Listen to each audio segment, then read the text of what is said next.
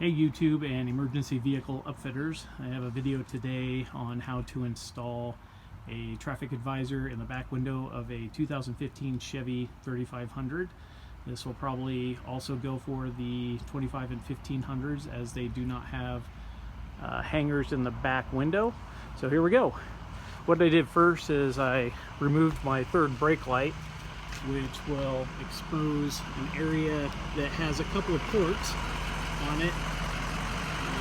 I took a couple of pieces of flat metal L brackets and bent them so that they would slide under the headliner and come out right about there, kind of on the edge of the center window on each side.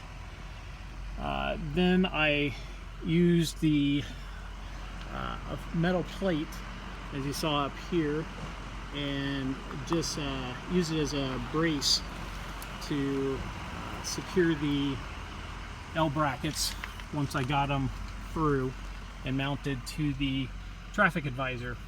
So it's a little loose right now because I haven't secured those screws or those bolts yet. They're a little longer than I wanted them to be, so I'll be replacing those.